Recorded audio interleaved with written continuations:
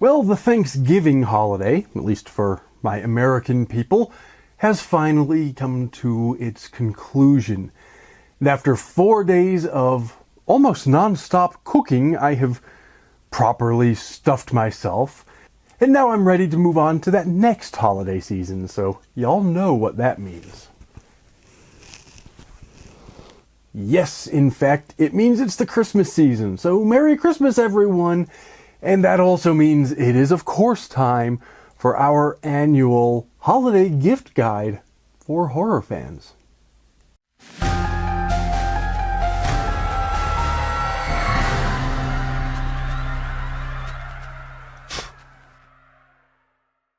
As has become our way on this channel, something of an annual tradition, I have some wonderful holiday gift suggestions, either for you if you're a horror fan and want to buy a gift for yourself, or for that horror fan in your life if you're wondering what in the world to get the weird sort of person who likes the kinds of things that people like me like. So I've got a variety of different gifts selected, and I'm going to recommend some broad categories, some individual items, and hopefully you'll get some ideas of things that you can give to the horror fan in your life.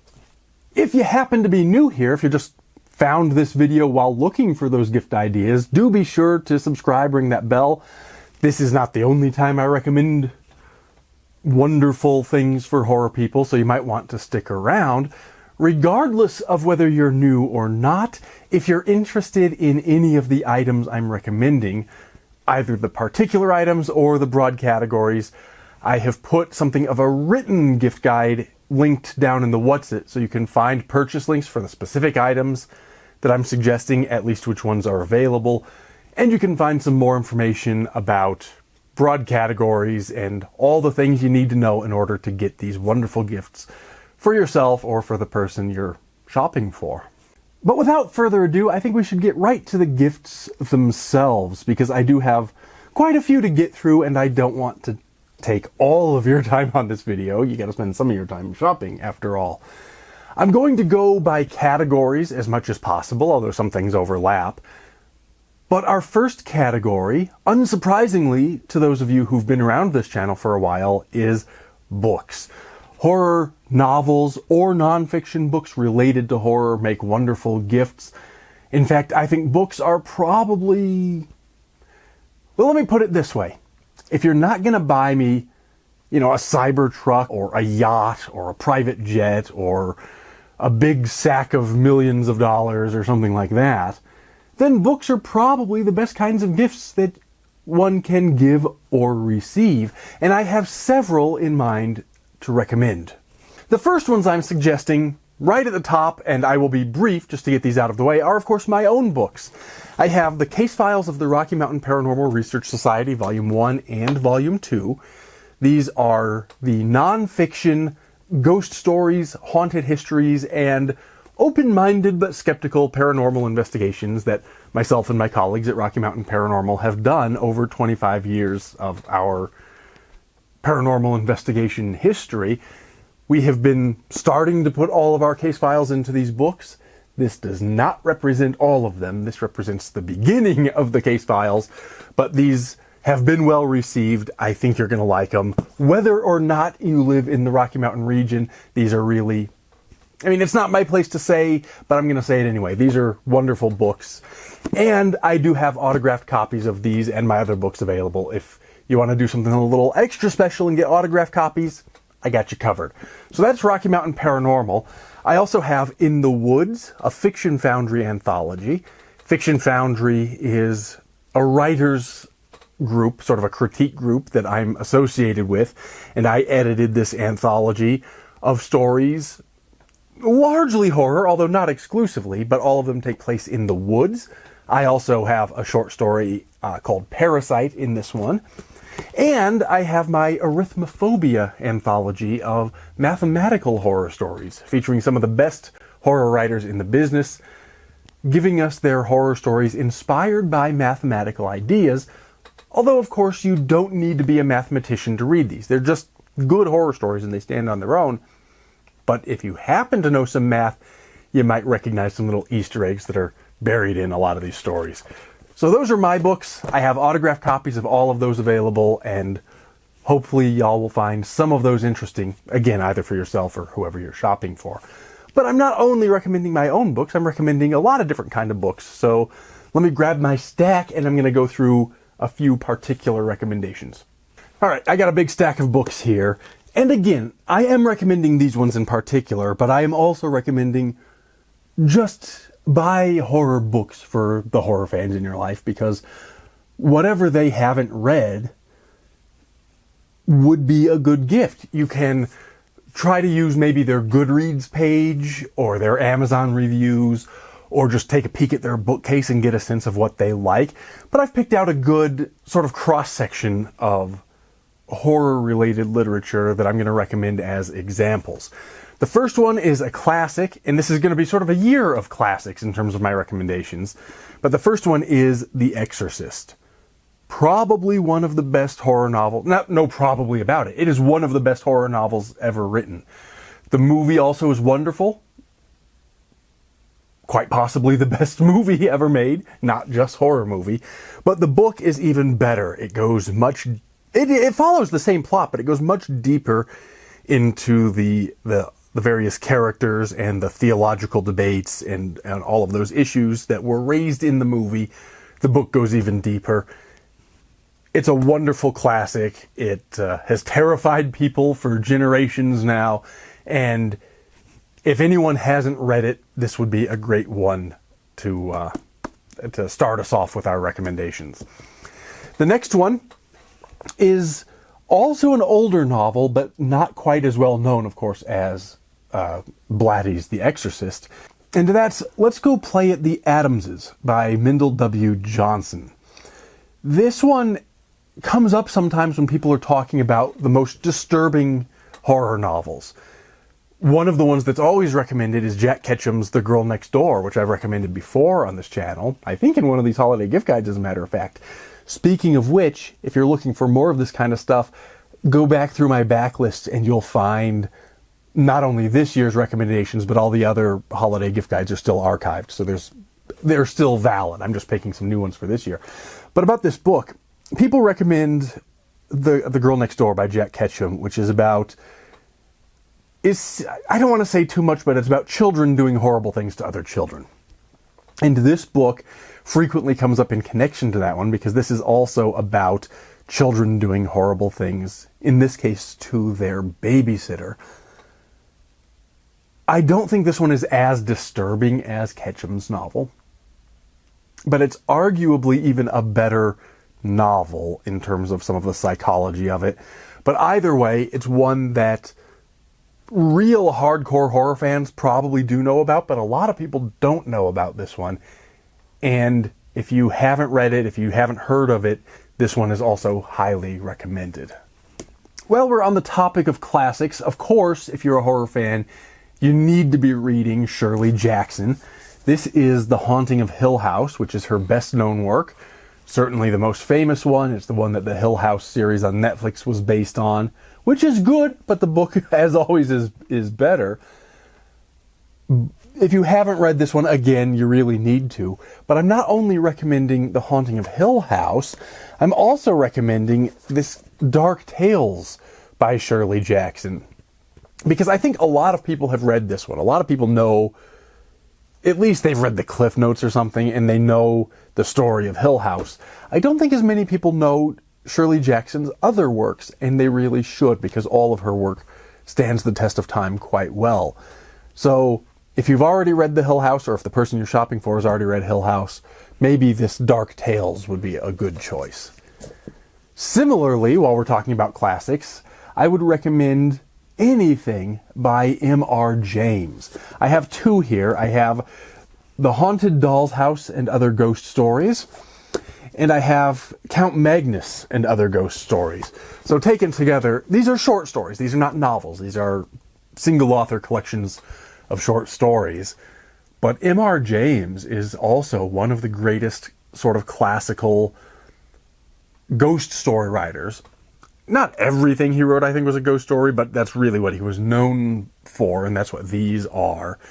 And if you like not so much the gore-soaked, ultra-violent, extreme, disturbing horror that a lot of people have leaned into recently, which I like as well, but if you like a quieter, classical, subtler, creepy ghost story, if you're of that antiquarian sort of mind, as I frequently am, M.R. James is another one of those authors that if you haven't been reading, you really need to. So these also would make wonderful gifts. And because these, and in fact the Shirley Jackson ones and the Mindell Johnson one and The Exorcist, all of these are classics. They are readily available. You can get them in any bookstore. For sure you can get them online. They will be in print and ready to deliver, no problem. But a lot of these will also be in stock, in person at your local brick and mortar bookstore. So if you like to support local, or if you just happen to wait until the last minute and you don't have time to order for delivery, these will likely be available to you. The next couple were ones that I actually recently read and I talked about during one of my monthly book review videos. But I'm going to recommend them again here as well, because some people, instead of just wanting a horror novel, or the true ghost stories that I've written, a lot of people might be interested in a more scholarly or academic treatment of horrific kinds of things. If that describes the person you're shopping for, these two books would be perfect. This one is An Introduction to the Psychology of Paranormal Belief and Experience by Tony Jinks, which is, this one is not, it is academic, but it's not written in a super formal academic style. It's a very readable sort of book, and it goes through the psychology and parapsychology from an open-minded but reasonably skeptical perspective, and it explains a lot of the various research that has been done into supernatural belief systems, and that includes telepathy, but it also could include things like ghosts and hauntings and that sort of thing.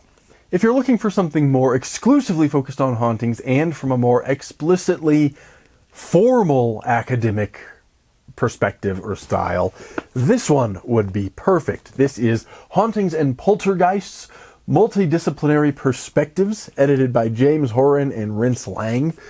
This is an anthology. This is a collection of scientific articles written in formal scientific journal article style.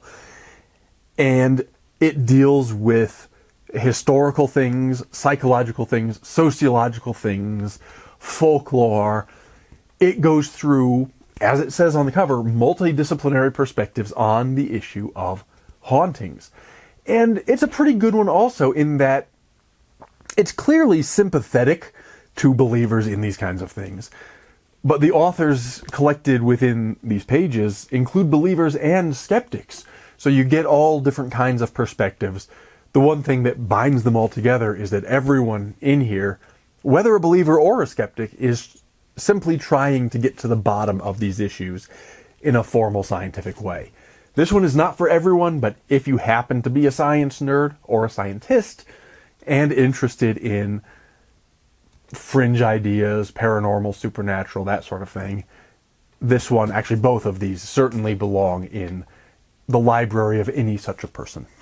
While we're on nonfiction, a lot of horror fans also happen to like true crime, and I've got one that is not your stereotypical serial killer story. In fact, I even cited it in one of my books because it's of local interest, and some of the ghost stories ended up overlapping with this case. The book is called Mainliner Denver, The Bombing of Flight 629 by Andrew J. Field. As it happens, this is my autographed copy, but you can get it anywhere if you don't need an autographed copy. What this is about is, well, the bombing of United 629. This was a commercial airliner into which somebody snuck a bundle of dynamite. And this book describes the whole thing from the crime itself through the trial and the aftermath. And it was a horrific crime. I think a lot of people might even know about it, particularly people from Denver, but it certainly made national and even, well, it was a long time ago. There wasn't as much international news back then, but to the extent that there was, it probably would have made even international news, because this was one of the first real serious crimes against a commercial airliner. And, well, these days, I think we could sort of reflect on what we might call a sort of naivete of the authorities at this time. It was a simpler, more innocent sort of a time, which is why this crime was able to take place. But the psychology of the perpetrator and the whole history of it is fascinating. This book is the definitive book on the subject, as far as I'm concerned. And if you're interested in true crime that isn't just sort of the same old, you know, of the half a dozen serial killers that we all read about, or those kinds of things, this one would belong on your reading list for sure. Far be it from me to do book recommendations without talking about a newer book as well, even though I am sort of focused on classics this year. One that I'm recommending from this year is Ronald Malfi's latest book. It's called Small Town Horror. This one is about this guy that ends up getting summoned back to the small town where he grew up to help his friends deal with, I don't want to spoil anything, but to deal with some things that are coming apart in this small town. And of course, this group of friends has a secret from back when they were all together in the small town as children. And of course, that past is going to intersect with the current horrors, which is something, it's sort of a setup that we're all familiar with. Almost cliche, although it's not treated as a cliche here, particularly as the novel progresses into the second half. But it's really well done. It's one of those that, again, particularly in the second half, is gripping all the way through, but it's true even in the first half. It's good all the way through. And if you're looking for something from this year, I'm not going to say this is the best book of the year by any means. In fact, there will be a video in which I discuss best books and best horror movies of the year after the year has finished. But this is certainly one of the better ones, and it's one that I think merits some attention. So, Small Town Horror by Ronald Malfi, if you're looking for something newer. And finally, for books, a category of books that I always recommend is autographed books, limited edition books, or rare books. I already mentioned mine have autographed copies available if you order them directly from me at polymathpress.com, and I've got a link down there. But I'm not just trying to promote my own. I think rare books, autographed books, collector's editions, limited editions, those kinds of things make wonderful gifts because they are still books, which makes them already one of the best gifts, but they add that little something extra that makes them really special if you're willing to pay a little bit more to find them. I have a couple of examples here. As it happens, both of these books happen to have been published by Cemetery Dance, which is a publisher that specializes in, well, they have a magazine and they do some trade books as well, but they specialize a lot of the time in these limited edition, autographed, rare horror books. I do not recommend that you pre-order anything from Cemetery Dance. This one in particular, I'm going to tell you what it is. I waited over a decade for the pre-order to come in. I've got another one on pre-order currently. It's been over a decade. I'm still waiting for it to come in.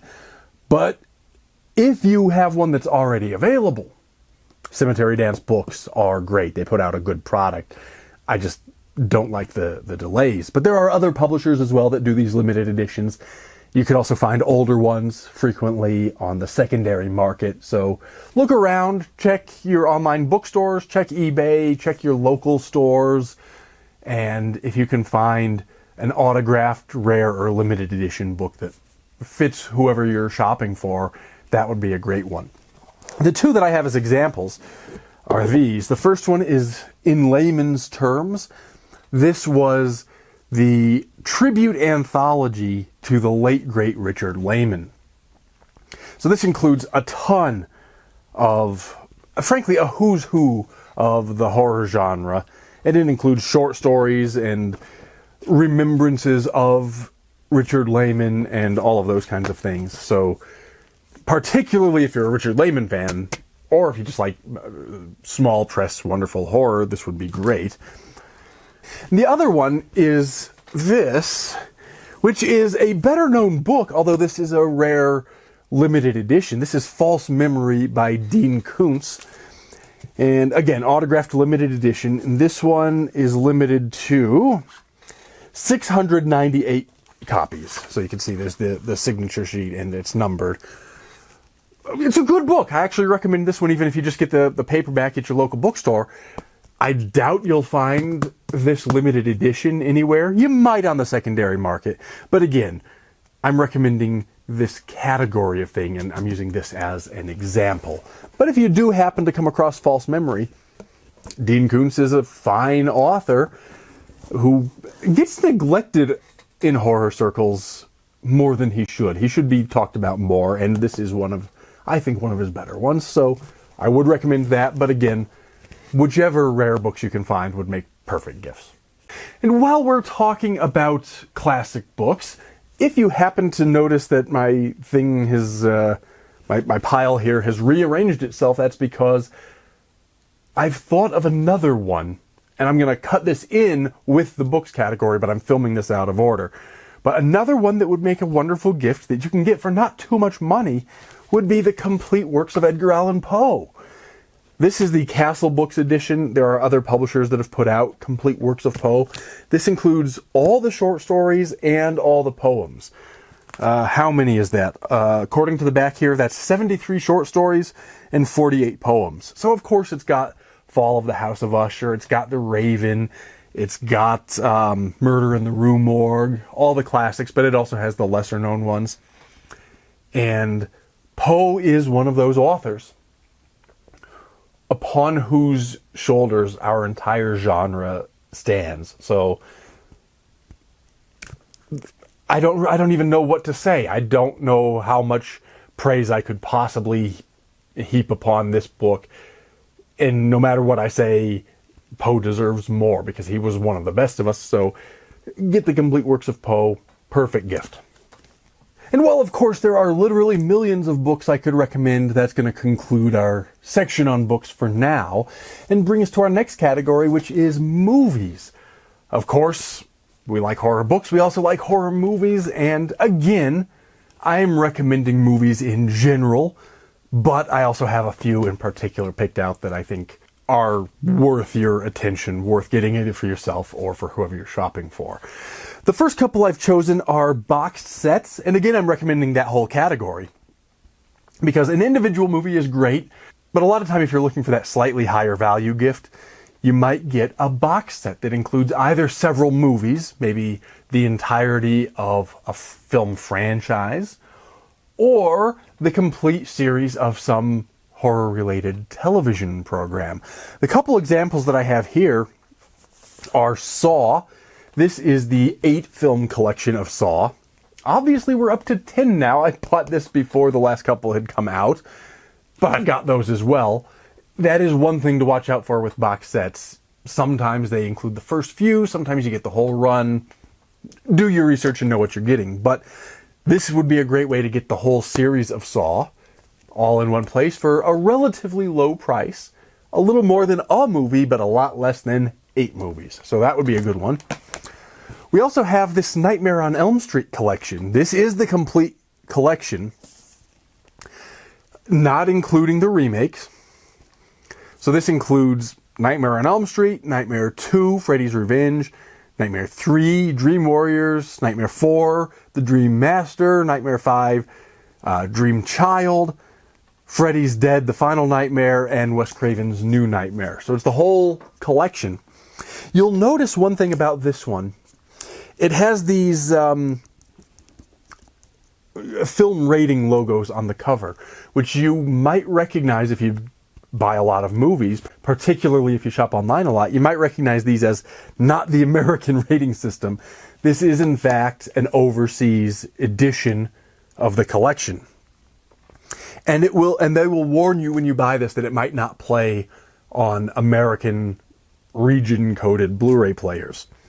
What I have found is that the movies, and I'm going to say caveat emptor, your mileage may vary, But for me, the movies did play on my regular run-of-the-mill American region-coded Blu-ray player. No problem.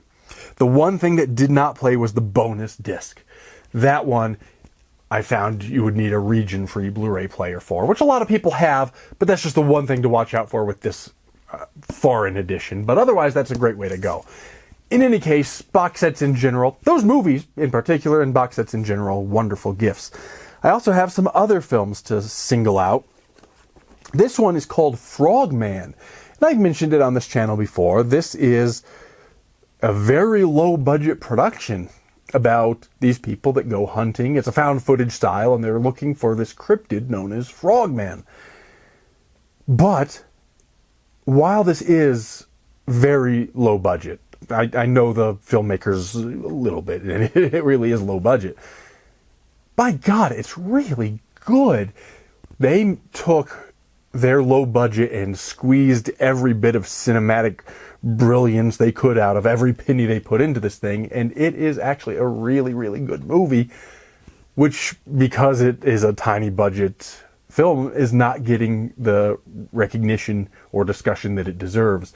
So if you're looking to buy a gift for somebody who has seen just about every other horror movie out there, this would be one that likely that person has not seen and very likely will enjoy. While we're on the topic of maybe lesser known things, one that it's still a low budget, but it got some more attention. It's called Onyx the Fortuitous and the Talisman of Souls. I brought this particular version because this is my VHS tape version that I got as a crowdfunder. You probably can't get the VHS version of this particular film, but I do recommend the film, and the DVD or Blu-ray should be available.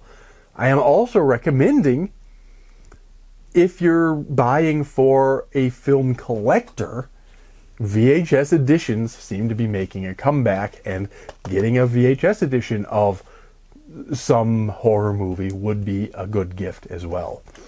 This one happens to be Slime Green, which is one of their sort of marketing things, but just VHSs in general are a lot of fun.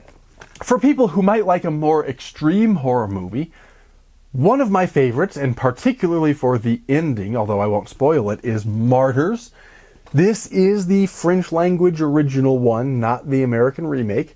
Make sure you get the right one. This is the good one. You want the French one. It is in French, so if they don't like subtitles, may not be the one for them. But if you're looking for extreme horror that is not only visually extreme, it's not only gore and violence and those things, but also actually still psychologically disturbing, this is one of the few that manages to excel on sort of both levels of that, and I highly recommend that one.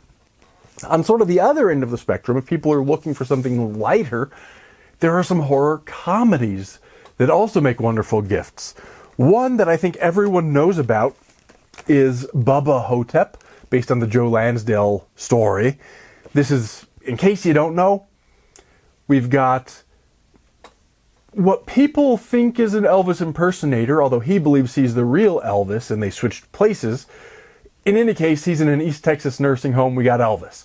He's also there with JFK, who is portrayed by Ossie Davis, and there's a whole backstory in terms of how that works. And these two guys, Elvis and JFK, or these two crazy guys that think they're Elvis and JFK, are fighting an ancient Egyptian mummy that has come to the nursing home to do evil. One of my favorite movies of all time. Perfect horror comedy. I think most people probably know about it, but if you happen to be able to get one, this limited edition or collector's edition that comes with the DVD in the Elvis costume would make that, you know, it's a great gift just to buy the movie, but this elevates it to that next level because it has the, what would you say, the extra decor on the DVD packaging. In any case, this is just fun. Fun movie and fun packaging. That's perfect gift. And the last one of these is also a horror comedy. And this is one that I think is great and almost no one ever talks about. And it's a movie called Dead and Breakfast. This is one, it's an older one. I mean, not old. It's not like a classic film. It's not from the 70s or 80s or certainly not like from the Georges Méliès days, but it, 90s, early 2000s, I think. Let me check the back. 2004, yes. It's a zombie comedy movie. I don't want to spoil too much because saying almost any of what makes it funny would be a spoiler. But I remember just randomly happening across this one back in the Blockbuster video days. I was going to the video store, I saw this movie, and I said, don't know what that is, and grab it, and I watched it. Turns out, really funny. Not very scary, but it has all the horror elements, and it's hilarious. And again, not many people know about it, so if you're looking for a film that maybe the person you're shopping for has a chance of not having seen yet, this might be one of those. That brings us to the category of games. There are many different kinds of games, of course. You got video games, board games, card games. I've selected a decent cross-section of a few different kinds of games. But games also make wonderful gifts. They also make wonderful things to do during the holiday party. So you give one as a gift, and then you all play the game that somebody received as a gift. It's a great way to spend the holidays. So a few that I've got. Let me start with the video games. Those are less, I guess, party gifts, and more just for an individual. Horror video games in general, again, like with books, like with movies, are great gifts. A couple in particular that come to mind are, and these are the Xbox editions, but a lot of these games are available on various platforms, PC, Xbox, PS5, whatever. One of them is this Friday the 13th game. This is one of those asymmetrical survival games. So you got one person plays as Jason, and everyone else plays as these teenagers who are at the camp. And they do what Jason and the teenagers do, same like in the movies. If you're playing Jason, your goal is to hunt down the teenagers. If you're playing the teenagers, your goal is to evade and get away from Jason. This one is particularly for people who like to play online games. You can, I think, play locally, but it's really designed for online gaming. And I'm not going to say that this one is one that I go back to every day or anything like that, but every once in a while I like to pop this in and play a couple rounds. It's a lot of fun. The other video game, and this is more of one that you would play through straight through for the story. It's a game called The Quarry, and it's more of a storytelling, not quite an RPG, although it has RPG elements to it. You work through the story, and again, you're trying to survive this horrific scenario that the game gives you. In this one, kind of like with Friday the 13th, you've got camp counselors who are shutting down the camp. It's their last night there. And when the sun goes down, they're stranded at the camp and creatures are hunting them. That's the basic plot. But it's also a really good one if you like more of a story-driven video game. If you like card games, I got a couple in particular to suggest. This is one called Stupid Deaths. The goal of the game is basically what the title says. You're given cards. Let me open it up and I'll show you. You're given cards that describe how someone died. And the goal of the game is somebody reads one out to you and you have to guess, is this true or is this false? And then the goal is you try to guess correctly, and whoever guesses the most right wins. So let me just find a good example of one. So, for example, I got a couple of examples here. This one, Agatha Christie, born 1890, died 1976. It says, Agatha Christie was one of the best murder mystery writers of her time and a global bestseller with over 2 billion books sold. That's Carl Sagan, billion with a B. Sadly, her death wasn't a mystery. While walking around the garden at her beloved home in Torquay, England, she tripped and tumbled off a cliff onto the sharp rocks below. So you would then guess whether that one is true or false. And, well, I could tell you the card does say so, but I'm going to leave it as a mystery. But I'll give you one more, and this one belongs to Fatty Arbuckle. It says, born 1887, died 1933. Roscoe Fatty Arbuckle was an American silent film actor, comedian, director, and screenwriter who dreamed of nothing but success. Arbuckle mysteriously died in bed while having sex with his third wife, reportedly on the day that he signed a feature film contract with Warner Brothers. Again, trying to figure out whether it's true or false. And not just those two, obviously, you get a whole deck of them. It's a very simple game. You got cards. They describe how somebody died. You guess true or false. If you're looking for a game that you don't need to read a whole rule book for, but you can just dive right into, good party game, Stupid Deaths is a fun one. Another one that's card-based is Alice Cooper's Horror Box. This one, think of Cards Against Humanity, but they're all horror-themed. That's what this is. Also a lot of fun, but as with Cards Against Humanity and the other games along those lines, the fun really depends on how twisted the sense of humor of your friends might be. You're watching my channel, so presumably your friends have twisted senses of humor, which would make this a very fun game indeed. If you're looking for a board game, I have Halloween 2, the game. This is a sort of a standard board game. It's a good one. It's well designed. It's a lot of fun to play. It follows basically the story of Halloween 2 set on a board game. And then I've got an interesting one. This year, the Horror Writers Association, the HWA, put out their own game. Not a board game, but a sort of a party game. It's called Sudden Acts of Horror. And I'm going to open this up and I'll explain how it works. The first thing, and actually one of the reasons I bought one, is it comes with its own miniature, tiny little Bram Stoker award. And since this is probably the only way I'm ever going to get one of these, although I did once manage to abscond with someone else's for about 5 or 10 minutes once, but that's a whole other story. That was con shenanigans, and what happens at con stays at con, and all that sort of thing. But the only way I'm actually going to really get one of these is probably to get this one. So I liked that. That actually has nothing to do with the gameplay. It's just sort of the trophy that you get if you win. The way the game is played, it's basically charades. The idea is you've got this little pouch of words. And so you roll dice and it tells you how many words to draw, and there's some extra rules and things that make it make more sense. But the words, you pull out some words.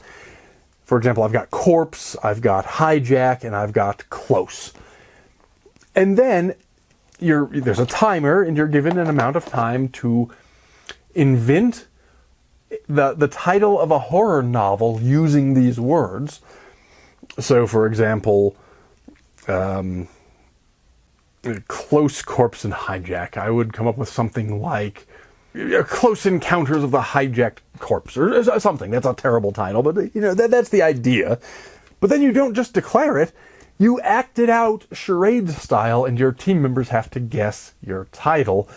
And then you count score based on whether your team guesses your title correctly and based on creativity of the titles that you come up with. And there's different point values depending on how difficult your words were and all of those things. The rules are simple, but a bit more than I'm going to go into here. But if you like charades and you're playing with horror nerds, this would be a fun version. And, like I said, it's fun just because it includes the tiny little Bram Stoker award, which, since I probably will never get a real one, I wanted to have. While we're on the topic of games, in addition to games, toys might also be wonderful gifts. Perhaps for children, if you happen to be shopping for children, but also for us overgrown children who like to collect toys. So any horror toys are good, but I got a couple in mind. One would be a plushie. I have Slimer in this case from Ghostbusters. Or, for collectors in particular, you might like something like a model, either a build-your-own model kit, or in this case, just a die-cast model. This is from Universal Monsters. This is Frankenstein's monster and 1957 Chevrolet Suburban. So this is a model car along with the Universal Monsters. So, like I said, toys. There's a whole line of these Universal Monster things. But toys in general, wonderful gifts, and the Universal Monster ones in particular. Particularly for those of us who like the classic horror, you really can't go wrong. Our next category is stuff for around the house. Maybe home decor, maybe cooking tools. There are sets of, skull decorated cutlery and plates with bats on them and those kinds of things. A couple of particular examples that I found that are not too expensive. You can get these face changing. I'm looking down so I can see my monitor and make sure the faces are actually changing. These face changing portraits. So they look like a normal portrait on one side and a monster on the other. You can get a whole bundle of them for not too much money. They look framed, although clearly these are just printed on plastic. You could put them in a real frame if you wanted to. You can get more expensive actually framed ones. But these are just, if you have like a hallway in your house and you want to add something a little bit creepy, one of these spooky changing portraits would be a nice touch. But maybe you're not just decorating your home, maybe you're decorating your car. And I've got these. These are blood spatter mats that you would put under the on the floor of your car. So if you want to make it look like you've splattered your car with blood, these are a nice one. These are designed to be sort of a universal fit. I should say a near universal fit. They do fit my car. They say they fit most cars. They're obviously not made for one car in particular, so they may not fit quite as well as the factory ones that came with your car, but particularly if you're picking up somebody from the airport or whatever and you just want to have a little something maybe temporarily, these would be perfect. Or if they fit well, they could make a permanent addition to your vehicle too.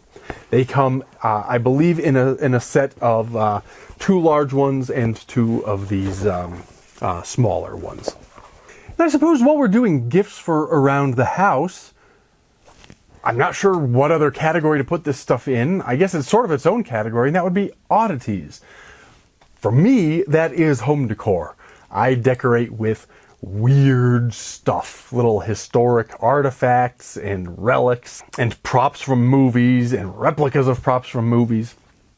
If you're like me and you like to decorate with spooky, creepy kinds of horror things, and if you're like me and you like things that are not just mass-produced replicas of things, but if you like actual weird artifacts, I've got some ideas for you. And again, I'm giving you examples. You may not find some of the particular ones that I'm recommending, but you might find something else that's along similar, sort of the same category. The first 2, though, that I have, I know are available because they're available from me.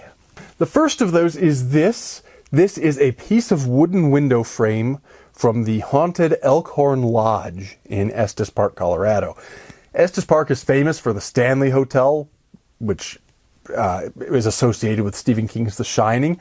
But just down the street, there's a hotel called the Elkhorn Lodge that arguably has even more ghost stories than the Stanley does, or at least than the Stanley did until it became as popular. Now there's tons of ghost stories, but the Elkhorn Lodge is a great historic place. It's currently being renovated, and because it's being renovated, I got my hands on some window frames, and I have these little, what would you say, about an inch and a half pieces of those wooden window frames from the haunted Elkhorn Lodge, as featured on the Ghost Hunters television show, as a matter of fact.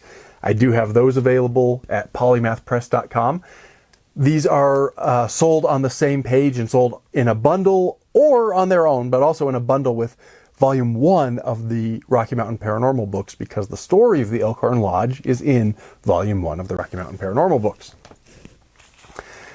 To go along with Volume 2, there's a story in Case Files of the Rocky Mountain Paranormal Research Society, Volume 2, in which our case, or our task, was to validate whether a relic of a saint was actually a relic, or whether it was a misunderstanding or a mistake or a hoax or whatever else. Turns out it was not only a real relic, but it was a first-class relic of Saint Padre Pio, who is a very popular Catholic saint. And because it was a book, it was his Roman missal that he would read the Mass from. But it also, because it contained bloodstains from Padre Pio, any body part of a saint, including just a little bloodstain, makes it a first-class relic. And anything that's touched to a first-class relic in Catholic lore is considered to be a third-class relic. And so we took these medals of Padre Pio. That's him there. That's Padre Pio. And this is a medal. You probably can't see it closely, but this is a medal depicting Padre Pio as well. These have been touched to the first-class relic, which makes these third-class relics. And because that story is in Volume 2 of the book, these are available also at polymathpress.com along with Volume 2. So those are the ones that I know are available because I'm selling them. But again, this is not an advertisement for me as much as I'm sneaking my own little ads in. I'm talking about stuff in general. And so some other oddities that you might enjoy would be something like this. This, as it happens, is also a piece of wooden window frame. That wasn't intentional when I was putting this list together, or this gift guide together, but that's just the way it happens. You know the Amityville horror house that had these really iconic, haunted-looking windows? Well, the house has been remodeled. This is a piece of the window. I don't have these available for sale. I don't know if they are still available. But if you're interested in something from a true haunting and or horror movie history, this would be a wonderful one. And again, if you can't find a piece of the Amityville house, you can find other things. You can find things that are related to serial killers. You can find things that are related to history. In fact, for history, Mini Museum is a great company that you can do, not necessarily horror related, although I think they have some Dracula things related to Vlad the Impaler. But just historic oddities, relics, and artifacts make wonderful gifts for weird people like us.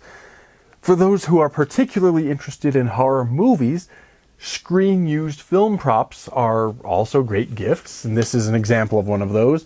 These are restraints that were used to contain a zombie in the Walking Dead TV series, or pieces of the restraints. So that's screen-used film props.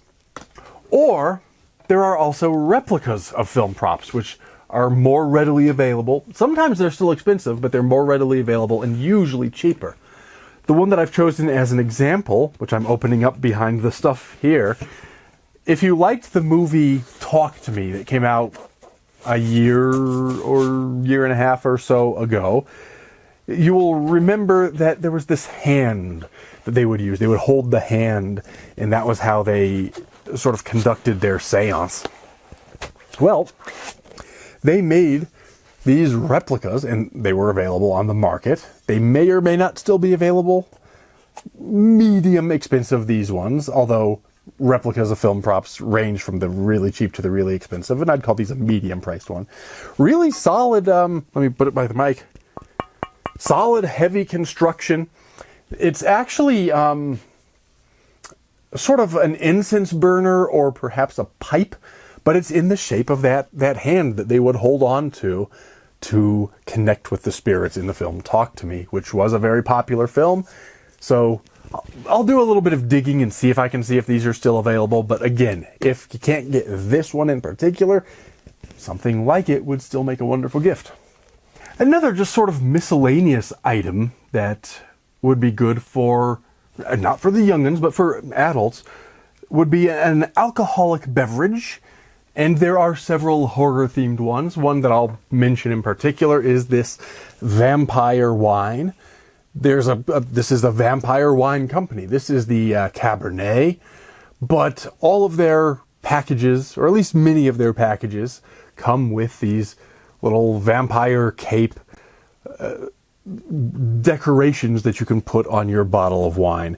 So if you're looking for sort of a novelty gift that's also useful because the wine is good, obviously I've not opened this one, but I've had several of their wines and they are good. vampire wine. If you're looking for a wine for a horror nerd, seems like a good way to go. And then our next section would be attire, things that you can wear, and any number of things would be wonderful choices.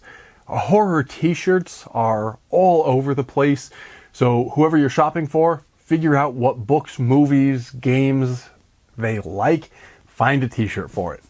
If they like Terrifier, you can get an Art the Clown t-shirt. If they like Halloween, you can get a Michael Myers t-shirt. There's horror t-shirts for just about everything.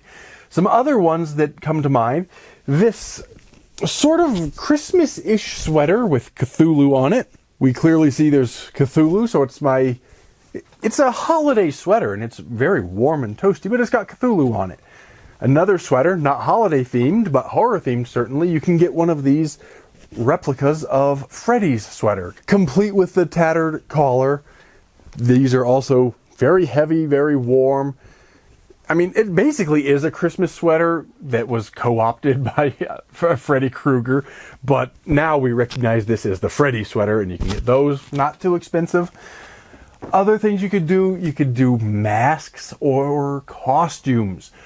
I have many. I have, honestly, probably hundreds at this point. I just grabbed a random one, sort of off the most easily accessible shelf. But you can get a latex mask like this, and a decent one like this, you're probably going to start around $20 or so, and then you can go all the way up to really nice sort of face-hugging silicone masks that cost several $100s. You can also get full costumes, either with the mask or in addition to a mask. So for example, if you wanted, I mentioned Art the Clown, if you wanted to do Art the Clown, you can get a latex mask of Art the Clown. They also make the clown costume. You can get one of the little horns that he has. Clown shoes I have found to be difficult to find, so you might need to use some creativity there. But you can put together the whole ensemble for probably $100 or less. And if you're not interested in characters that are associated with a particular film, but you just like monster masks, you don't even have to pay for the licensing. You're just going to get a good quality mask for not too much money. And again, a lot of us horror people like to collect. We don't only wear the masks, we like to collect them and display them. So this was one of my more recent acquisitions, but again, I like this one, but I'm not recommending only this one, I'm recommending the whole category. We're coming down toward the end. I've got just a couple of very small categories left to talk about. Obviously, I've been recommending a lot of things. I think you've got a lot of good ideas. If you've enjoyed this, or if you like any of my other stuff, do be sure to give me the thumbs up, leave me a comment. In fact, if you've got gift recommendations, you can leave them down in the comments, and then other people could read those too. We can help each other out. But also, while you're at it, make sure you subscribe and ring my bell, tell a friend about my channel, all those things. That would be a wonderful Christmas gift for me, you know. Well, you could buy my books and my weird little things, my Padre Pio relics or my window pieces. But you can also just subscribe and tell a friend about my channel. Help me grow my audience here. That would be a gift from you to me, and it would be very much appreciated this holiday season. But I'm not just advertising my own stuff, like I said. I do have a few other things to talk about. In my next category, I got just a couple of examples of. And it's what I would call a monster defense category, which is actually a real self-defense stuff. And that would include weapons, defensive tools, all those kinds of things that you could actually use in a survival or self-defense setting. I mention it, A, because I like that kind of stuff, but also, if you're a horror nerd, we always have those thoughts of, what would I do and what would I need to survive in a horror setting? And so a lot of horror nerds have also become collectors of these kinds of things. And so, again, recommending the whole category. You know who you're shopping for better than I do, so you know which things they might have and which things they might want. But I've got a couple inexpensive examples. The first is a very small one, and it is zombie ammo. This is a 12 gauge shell. It's It's just a 12 gauge shotgun shell, but it says zombie on it. It's a marketing gimmick, but the idea is that this is the ammo you would use against zombies. I happen to have been given this one in 12 gauge, but you can get them in a variety of different gauges and calibers. I think the line of zombie ammo may have been discontinued, but I think a lot of shops still have it available. So if you can find that, that would be a good choice. There's also a company, if you really wanted to get an expensive gift for somebody, there's a company that made a werewolf defense line of ammo, which they were silver bullets. They were solid silver bullets, and silver's expensive enough, and because these were low demand, prices were high, so very expensive. I think those are still on the market, but you can get the zombie ammo, you can get the werewolf ammo. If you happen to be shopping for a firearms enthusiast who has something with which they might use the ammo, at the range, of course, not against someone, or if they just wanted to have, you know, a zombie shotgun shell on their bookcase as a novelty or something like that. If you wanted just one, it would be pretty cheap if you can find one, and it would be kind of a neat little stocking stuffer as a novelty. If you're looking for somebody who wants not just ammo, but a mechanism, a means to defend themselves, and obviously with that, it's one of those things where the sky's the limit. You can spend as much as you want, but if you're looking for something budget friendly that won't cost too much, one that might be something you'd consider would be a small pistol style crossbow like this one. This is very inexpensive. It shoots, I don't have my bolts with me, but it shoots a 5-inch bolt. This is a real crossbow. It's a very inexpensive one, but it works just fine. And for people who like target shooting, or for people who like to collect these kinds of things, or for people who like to joke about, oh, I would put a wooden stake on this and use it as a vampire defense. Hey, you could do it. May not be the best bolt, but you could do it. And we all like to have fun with those kinds of things, and these would make wonderful gifts as well. And lest there be any doubt, this is very easy to cock and to prepare. So now it's ready to fire. If there were a bolt there, this would be live. Obviously there isn't. I don't really want to dry fire it, so I'll put a bolt in and shoot it at a target later. And these are not very expensive. I don't remember exactly how much I paid for this one, but it was not much, and it's a nice little thing to just have in my collection. The last item is one of the more expensive ones if you're looking for a sort of bigger ticket item, but it's still not all that expensive. It's a few $100s. And that would be a 3D printer, which is not itself a horror thing, but I've been printing all kinds of horror stuff on mine, so it could be a horror thing. In fact, just before I filmed this, I just pulled this off of my printer now. I haven't even finished cleaning it up yet. This is right off the printer. This is a Christmas tree ornament shaped like skulls. So right off the printer. Didn't really cost me anything. I got the file for this. This is...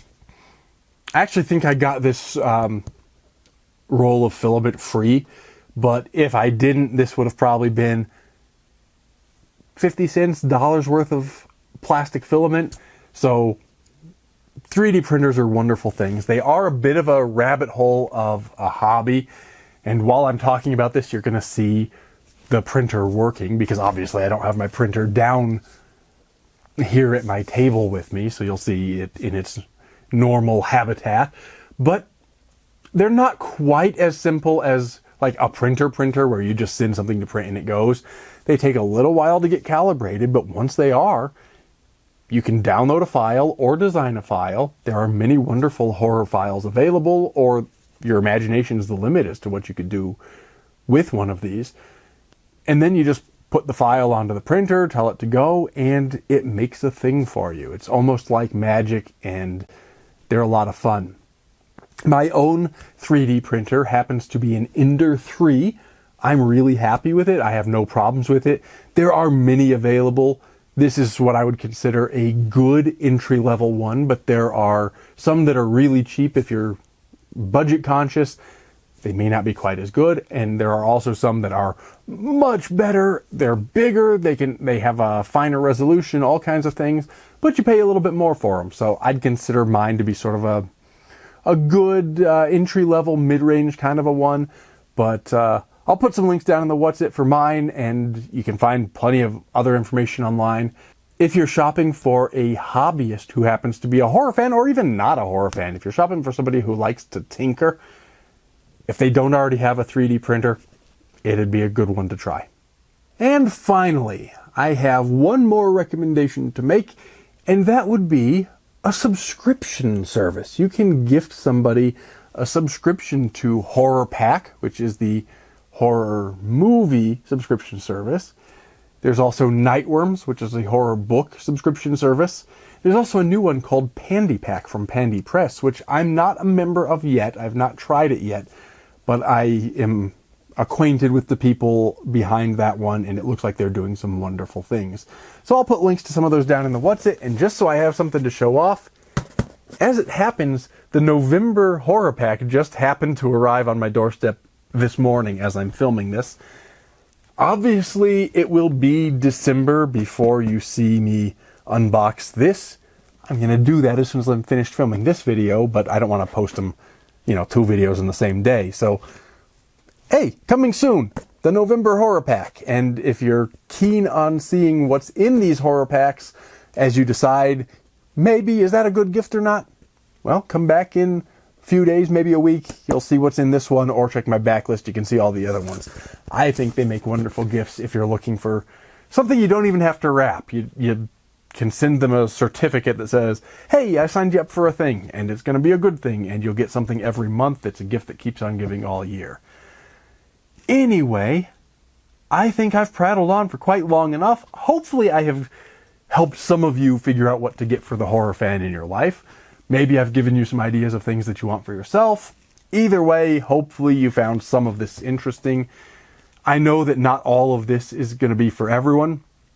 In fact, probably not all of this is for anyone except for me. This is the kind of stuff that I like, and my tastes are eclectic, so probably not everyone, probably not anyone is going to like all of this stuff, but I think most people who are interested in this channel and most people who like horror will like at least a good fair chunk, maybe even a majority of this kind of stuff.